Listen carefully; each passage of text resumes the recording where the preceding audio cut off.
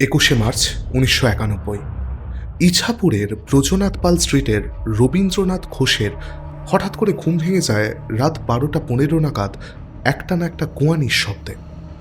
জানলা খুলে মনে হয় আওয়াজটা আসছে পাশের বাড়ি থেকে। প্রথমে তিনি মনে করেন যে এটা তার মনের ভুল, কিন্তু আওয়াজটা আস্তে আস্তে বাড়তে শুরু করে। তখন তিনি বাড়ি থেকে বেরোন এবং আশপাশের বাড়ির সবাইকে ডেকে তোলেন। ততক্ষণে গোয়ানির শব্দ আরও বেড়ে গেছে। তারা সবাই মিলে এগিয়ে যান পাল বাড়ির দিকে। পাল বাড়িতে প্রথমে তারা সবাই মিলে ডাকাডাকি করেন, কেউ দরজা না খুললে তারা নিজেরাই দরজা খোলেন। দরজা খুলে ঢুকে দেখতে পান পাল বাড়ির একমাত্র মেয়ে বছর 15 সুদীপাকে কেউ পিচমোড়া করে বেঁধে রেখেছে। তার সারা গায়ে মারধরের চিহ্ন, মুখেও একটা রুমাল গোঁজা। তার মুখ থেকে রুমাল বার করে তার হাত পা খুলে তাকে বসে একটু ধাতস্থ করে জল খাওয়াতেই সে টুকরে কেঁদে ওঠে। সে বলে তার বাড়িতে একটা বড়সড় ডাকাতি হয়ে গেছে। ডাকাতরা এসে তাকে বেঁধে ফেলেছিল এবং তার বাবা, মা, দাদু, ঠাকুমা সবাইকে খুন করে বাড়ির সমস্ত জিনিস নিয়ে পালিয়ে গেছে।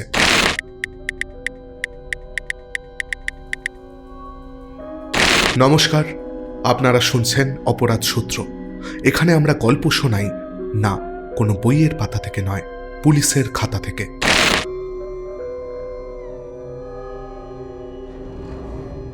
আজ আবার কলকাতার গল্প। কলকাতা তথা গোটা পশ্চিমবঙ্গে শোরগোল ফেলে দেওয়া পাল ফ্যামিলি মার্ডার কেস। কি হয়েছিল সেদিন সেখানে? বাড়িতে এত বড় একটা ডাকাতির পর কেন পুলিশ গ্রেপ্তার করেছিল সেই বাড়িরই বছর 15 মেয়েকে? সমস্ত উত্তর জানতে আসুন ফিরে যাই সেই দিন রাতে, যেদিন প্রতিবেশীরা সুদীপার থেকে শুনেছিল তার ফ্যামিলির সবাই খুন হয়ে গেছে। সুদীপার মুখে সমস্তটা শুনে প্রতিবেশীরা দৌড়ে যায় নিচের ঘরে। সেখান থেকে তারা আবিষ্কার করে সুদীপার দাদু দেবেন্দ্রমোহন পালের মৃতদেহ। তার সারা শরীরে কপারে তার পেঁচানো এবং সেই তারের দুটো মুখ প্লাগে গোঁজা, সুইচ অন করা। তারা সঙ্গে সঙ্গে পুলিশে খবর দেয়। পুলিশ এসে উপরের একটা ঘর থেকে তার ঠাকুমা লতিকা পাল, তার বাবা সুভাষচন্দ্র পাল এবং মা সুলেখা পালের একই রকম মৃতদেহ আবিষ্কার করে। প্রত্যেকের দেহেই কপারের তার চড়ানো এবং সেই তার বোর্ডে গুঁজে প্লাগ অন করা। বাড়ির প্রত্যেকটা আলমারি খোলা, জিনিসপত্র সমস্ত লণ্ডভণ্ড করে ছড়ানো। কে বা কারা ঘটালো বলুন তো এমন ঘটনা? আচ্ছা, সেটা পরে জানবো। তার আগে আমরা একটু আলাপ করে নিই এই ঘটনার পাত্রপাত্রীদের সাথে। ইছাপুরে বাবা, মা, দাদু, ঠাকুমার সাথে থাকতো সুদীপা। তার বয়স মাত্র 15, সামনেই মাধ্যমিক পরীক্ষা। সুতরাং সে যদি পড়াশোনায় ফাঁকি মারত বা আড্ডা দিয়ে টিভি দেখে সময় কাটাতো, তার মা তার উপর প্রচণ্ড রেগে যেত, তাকে খুব বকাবকিও করতো, সব মায়ের মতোই। তার জীবনে মা সুলেখার এই দখলদারি একটুও পছন্দ ছিল না সুদীপার। তার সব থেকে রাগ ধরতো যখন সে এই বিষয়টা নিয়ে বাড়ির অন্যদের কাছে কমপ্লেন করতে যেত। তারা বলতো যে আরে তোর মা তো তোর ভালোর জন্যই বলছে। এই জিনিসটা একদম সহ্য করতে পারতো না সুদীপা। সে তার বান্ধবীদের সাথেও ব্যাপারটা শেয়ার করতে গেছিল। তারা তাকে বলেছিল যে তোর মা তোকে কত ভালোবাসে, তিনি তোকে পড়াশোনার জন্য জোর দিচ্ছেন। আমাদের বাবা মা তো পড়াশোনা ছাড়িয়ে গৃহকর্ম শেখাবার জন্য উঠে পড়ে লেগেছেন। আপনাদের সময়টা খেয়াল রাখতে হবে, 1991। সেই সময়ে মেয়েদেরকে পড়াশোনা করাবো এই ব্যাপারটা এতটা ফ্যাশনে আসেনি। তখন বাবা মায়েরা বেশি জোর দিতেন যে মেয়েরা তো পরের ধন, অন্যের ঘরে যাবেই, তাহলে মেয়েদেরকে আমরা গৃহকর্ম শেখাই। সুদীপার বাবা মা কিন্তু অন্যরকম ছিলেন। বেসিক্যালি সুদীপা টিনেজ প্রবলেমে ভুগছিল। এই সমস্যাটা আমাদের সবার জীবনেই আসে। আপনারা সবাই তো টিনেজ পার করে এসেছেন। টিনেজে থাকাকালীন সবারই মনে হয় যে আমার কথা কেউ শুনছে না, সবাই আমার উপর খালি রাগ করে, সবাই আমার উপর অধিকার ফলাতে চায়, আমার নিজের কি একটা চাওয়া পাওয়া থাকতে পারে না? এবার সুদীপা এই ব্যাপারটা কারোর সাথে শেয়ারও করতে পারছিল না, কারণ সবাই তার বিরুদ্ধে। এইরকম একটা সময় সে সায়েন্স পড়তে ভর্তি হয় ইছাপুরেরই একজন খুব ফেমাস সায়েন্স টিচার রণধীর বসুর কাছে। এই রণধীর বসুর ফেমাস হওয়ার যথেষ্ট কারণ ছিল। তিনি সত্যিই খুব ভালো একজন টিচার ছিলেন। তিনি বেসিক্যালি ক্লাস 9 এবং 10-এ সায়েন্স গ্রুপটা পড়াতেন। 9 এবং 10-এর যে সমস্ত ছাত্রছাত্রীরা তার কাছে সায়েন্স গ্রুপ পড়তো, তাদের কাছে সায়েন্স জিনিসটা পুরোপুরি জল ভাত হয়ে যেত। তো সুদীপা একদিন এই রণধীর বসুর কাছে পড়তে গেছিল। কারোর কাছে তো সে নিজের মনের ক্ষোভটা এক্সপ্রেস করতে পারছিল না, তাই সে হঠাৎ করেই আউটবার্স্ট করে, ভেঙে পড়ে সে। রণধীর বাবুর কাছে সে কেঁদে ফেলে। রণধীর বাবু তাকে সান্ত্বনা দেন এবং তার সমস্ত দুঃখ কষ্টের কথা তিনি মন দিয়ে শোনেন। তিনি অভিজ্ঞ টিচার, তিনি বুঝেছিলেন প্রবলেমটা। তিনি বুঝেছিলেন একে যদি বকাঝকা করা হয় তাহলে হিতে বিপরীত হবে, কোনো লাভ হবে না। একে ভালোবেসে এর মনে সমস্ত ক্ষোভ চাওয়া পাওয়াগুলো শুনলে বরঞ্চ অনেকটা লাভ হতে পারে। তিনি সুদীপাকে বলেছিলেন যে তোর এরপর থেকে যে সমস্ত সমস্যা হবে তুই এক কাজ করবি, তুই আমাকেই এসে বলবি। সুদীপা করতেও শুরু করে তাই। তার সমস্ত সমস্যা সে স্যারকে গিয়ে বলতো। স্যারও খুব মন দিয়ে শুনতেন। এইভাবেই আস্তে আস্তে সুদীপা মোহগ্রস্ত হয়ে পড়ে দ্য স্যারের ওপর। বছর 15 সুদীপা প্রেমে পড়ে বছর 43 রণধীর বসুর। হ্যাঁ, এখানে আমাকে বলতে হচ্ছে প্রেম, কিন্তু আমরা যারা টিনেজটা কাটিয়ে এসেছি আমরা সবাই জানি এটা মোহ ভিন্ন অন্য কিচ্ছু নয়। ওই যাকে আমরা ছোটবেলায় বলতাম ইনফ্র্যাচুয়েশন আর কি। রণধীর কিন্তু ব্যাপারটায় বেশ মজা পেলেন। সুন্দরী মেধাবী কিশোরী মেয়েটার ওপর এতটা প্রভাব বিস্তার করতে পেরে তিনি মনে মনে খুব খুশি হলেন। তিনি দেখলেন যে তিনি যা বলছেন সুদীপা তাই করছে। রীতিমতো তার হাতের পুতুলে পরিণত হয়েছে সুদীপা। সুদীপার বাড়ির লোক কিন্তু এবার কিছু একটা আঁচ করল। রণধীরের সময়ে অসময়ে বাড়িতে আসা, সে এলেই সুদীপার প্রচণ্ড খুশি হয়ে ওঠা, এই সমস্ত জিনিস দেখে সুদীপার মা এবং ঠাকুমা কিছু একটা সন্দেহ করল। ব্যাপারটা এমন দৃষ্টিকটু জায়গায় পৌঁছলো যে শেষ অবধি সুদীপাকে তার মা সুলেখা বললেন যে তুই স্যারকে এরকম সময় অসময় বাড়িতে আসতে বারণ কর, উনি সেই সময়টাই বাড়িতে আসুন যে সময়টা উনি তোকে পড়াচ্ছেন। সুদীপা লুকিয়ে লুকিয়ে শুনল তার মা তার বাবা সুভাষকে বলছেন যে মেয়ের জন্য অন্য সায়েন্স টিচার দেখতে। পাগলের মতো হয়ে গেল সুদীপা। সে ভাবল যে তার মা বাবা তার থেকে স্যারকে আলাদা করতে চাইছেন। সে গিয়ে স্যারকে সমস্তটা খুলে বলল।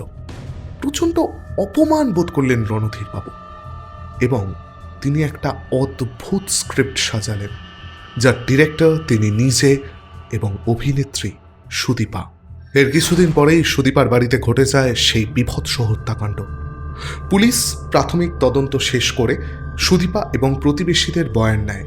সুদীপা পুলিশকে জানায় সেদিন সন্ধ্যাবেলায় কয়েকজন লোক জোর করে তাদের বাড়িতে ঢুকে এসেই তার হাত পা পিছমোড়া করে বেঁধে ফেলে, তার মুখে রুমাল গুঁজে দেয়, তাকে মারধর করে এবং তারপর তার বাবা মাকে খুন করে এবং এরপর বাড়ির সমস্ত কিছু লুট করে নিয়ে তারা পালিয়ে যায়।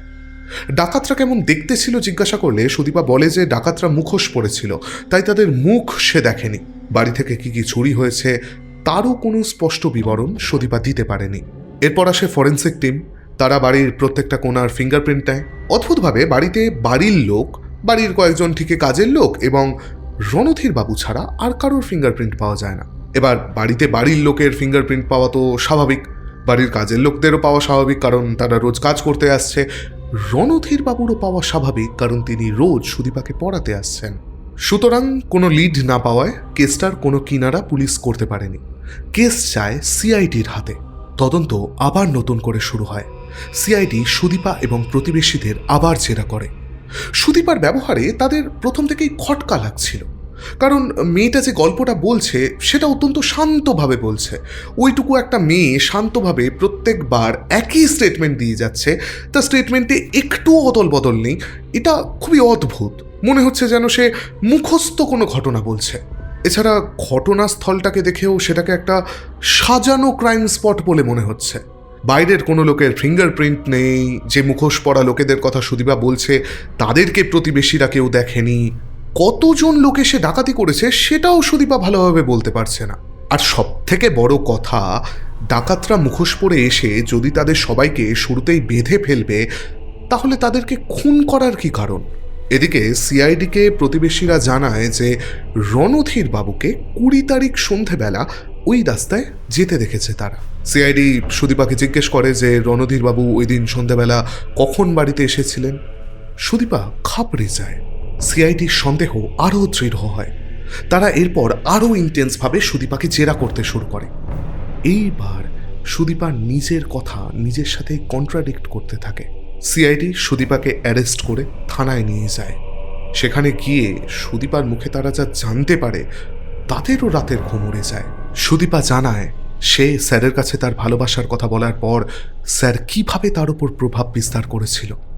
সে স্যার ছাড়া আর কিচ্ছু বুঝতো না, তাই স্যার যা বলতো সে তাই করত। এরপর যখন সে শোনে যে তার মা তার বাবাকে বলছে রণধীর বাবুকে বদলে ফেলার কথা এবং যখন সে সেই কথাটা গিয়ে স্যারকে বলে, স্যার তাকে বলে যে তার মা তাদের দুজনকে একসাথে সহ্য করতে পারে না, তাদের এই সম্পর্কের কথাটা কেউ বুঝবে না, সুতরাং তার মাকে মেরে ফেলতে হবে এবং বাড়িতে অন্য কেউ যাতে সন্দেহ না করে ব্যাপারটায়, তাই গোটা পরিবারটাকেই শেষ করে দিতে হবে, তবেই তারা দুজনে একসাথে ভালো থাকতে পারবে। সুদীপা রাজিও হয়ে যায়। রণধীর বাবু সেদিনকে তাদের বাড়িতে আসেন একটা মিষ্টির প্যাকেট হাতে করে। সুলেখা জিজ্ঞেস করলে তিনি জানান যে আজ তার জন্মদিন, তাই মিষ্টি এনেছেন তিনি। একমাত্র সুদীপা জানত যে সেই মিষ্টির মধ্যে কি আছে, তাই সে মিষ্টি খায়নি। সুদীপার বাবা সুভাষবাবু অফিস থেকে বাড়ি ফেরার পর রাতে খাওয়ার সময় তার বাবা মা দুজন মিলে সেই মিষ্টিটা খান। রণধীর জানতেন যে তার দাদু ঠাকুমা হাই ব্লাড সুগারের পেশেন্ট, তাই তারা মিষ্টি খাবেন না। তাই তার কথায় সুদীপা তাদেরকে মার্কিউরিক ক্লোরাইড মেশানো জল খাওয়ায়। কয়েক ঘন্টার মধ্যে মৃত্যু হয় সুদীপা ছাড়া বাড়ির সকলের। এরপর একটু রাত বাড়লে রণধীর সেই বাড়িতে আসে। এসেই ওই চারজনের মৃতদেহকে একে একে কপারে তার পেঁচিয়ে বেঁধে ফেলে। তারপর সেই তার প্লাগে গুঁজে সুইচ অন করে দেয়। তারপর সুদীপাকে সে পিচমোড়া করে বেঁধে ফেলে এবং তাকে অল্প মারধর করে, যাতে লোকে দেখলে ভাবে যে ডাকাতরা তাকেও মারধর করেছে, কিন্তু তার বেশি চোট যেন না লাগে সেদিকে খেয়াল রেখেছিলেন রণধীর বাবু। কিন্তু রণধীরের বিরুদ্ধে তো কোনো পাকা প্রমাণ নেই। তখনকার দিনে মানে 1991 সাল নাগাদ সিসিটিভির তো এতটা চল ছিল না। তাছাড়া রণধীর তো সুদীপাকে পড়াতে ওই বাড়িতে আসতোই। প্রতিবেশীরা দেখেছে যে রণধীর এসেছে, তার মানেই সে খুনি, এটা তো কোনো যুক্তি না। তাছাড়া রণধীর শিক্ষিত লোক, অত্যন্ত বুদ্ধিমান, সে নিজের অকাট্য অ্যালিবাই পর্যন্ত সাজিয়ে রেখেছিল। অবশেষে সিআইডি সুদীপাকে রাজি করায় অ্যাপ্রুভার হতে। যেহেতু সুদীপা নিজেও এই প্ল্যানেরই অংশ ছিল, তাই তার সাক্ষীর ওপর ভিত্তি করে রণধীর বাবুকে অ্যারেস্ট করা হয়। তাকে অ্যারেস্ট করে তার মুখ থেকে যে গল্প শোনা যায় সেটা তো সুদীপার গল্পের থেকেও চমকপ্রদ। জানা যায় এই খুনগুলো কোনো হঠকারী হত্যালীলা না, অনেক দিন ধরে ঠান্ডা মাথায় প্ল্যান করা হত্যালীলা। রণধীরের মোটিভ ছিল কন্ট্রোলিং। একটা মেয়েকে কন্ট্রোল করে তাকে দিয়ে অপরাধ করানো জিনিসটাকে তার শিল্প মনে হয়েছিল এবং নিজেকে একজন শিল্পী মনে হয়েছিল। যখন তার কথায় সুদীপা নিজের বাড়ির লোককেও খুন করতে রাজি হয়ে গেল, তখন সে আস্তে আস্তে খুঁটি সাজিয়েছিল। কৃষ্ণেন্দু জানা ছিলেন রণধীরের বিশেষ পরিচিত। তিনি ছিলেন একজন কেমিক্যাল ডিলার। কলকাতার কলেজ রোডে তার কেমিক্যাল জিনিসপত্রের একটা দোকান ছিল।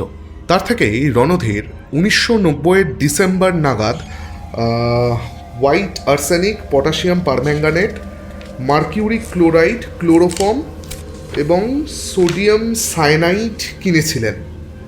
আসলে স্ক্রিপ্টটা হাতে রাখতে হয়, কারণ আমরা চাই আপনাদের কাছে কোনো ভুল ইনফরমেশন না পৌঁছক।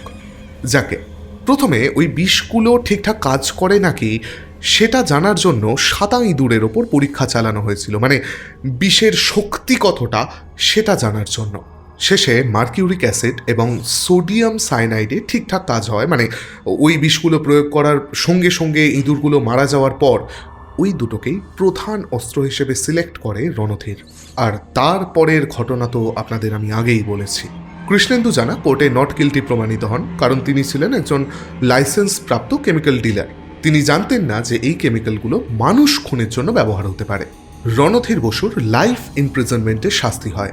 2012 সাল নাগাদ মুর্শিদাবাদের ওপেন এয়ার জেলে সে বন্দী ছিল। তবে ওই বছরই মাননীয় মুখ্যমন্ত্রী 68 জন বন্দীকে, যারা অলরেডি 18 বছরের বেশি সাজা খেটে নিয়েছে, তাদেরকে মুক্তি দেওয়ার কথা ঘোষণা করেন। ওই লিস্টের মধ্যে রণধীর বসুরও নাম ছিল। তিনি যখন ছাড়া পান তখন তার বয়স 65। তিনি একটি টিউশন সেন্টার খুলতে চান, কারণ টিউশন করা ছাড়া তার অন্য কোনো জীবিকা তো ছিল না। রামকৃষ্ণ মিশন থেকে তাকে 15,000 টাকা দিয়ে সহায়তাও করা হয়। সুদীপা যেহেতু নাবালিকা এবং অ্যাপ্রুভার, তাই কোর্ট তাকে ক্ষমা করে। যদিও তাকে ক্ষমা করাটা কতটা যুক্তিসঙ্গত এটা আমাদের ছোট বুদ্ধিতে আমরা সত্যিই বুঝতে পারিনি। একটি বছর 15-র মেয়ে নিজের হাতে তার বাবা মা দাদু ঠাকুমাকে খুন করে এবং এই খুনের প্ল্যান যে করে তাকেও সর্বতোভাবে সাহায্য করে। তারপর নিজে শাস্তির হাত থেকে বাঁচতে সহ অপরাধীকে ধরিয়ে দেয়। শুধুমাত্র বাড়ির শাসনের হাত থেকে বাঁচতে কতটা নিচে নামতে পারে একটা মেয়ে। দেখুন, আমি আমার বোন ছোট থেকে মায়ের কাছে প্রচুর বকা খেয়েছি। হ্যাঁ, আমরা রাগও করেছি, কিন্তু তা বলে এতটা। এই মেয়েটাকে কোর্টের ক্ষমা করা কি উচিত হয়েছে? কোর্ট নিশ্চয়ই যেটা ভালো বুঝেছেন সেটাই করেছেন, আমরা কোর্টের এগেনস্টে কিছু বলছি না, কিন্তু আপনারা আমাদের কমেন্ট সেকশনে জানান যে আপনাদের কি মত, মেয়েটার কি শাস্তি হওয়া উচিত ছিল না? আপনারা কমেন্ট সেকশনে আপনাদের মতামত আমাদের লিখে জানান। ভিডিওটা যদি ভালো লাগে তাহলে ভিডিওটাকে একটা লাইক করুন এবং হাইপ করতে পারেন। আমাদেরকে সাপোর্ট করতে চাইলে আমাদের চ্যানেলটা দয়া করে সাবস্ক্রাইব করবেন। ধন্যবাদ, শুভরাত্রি।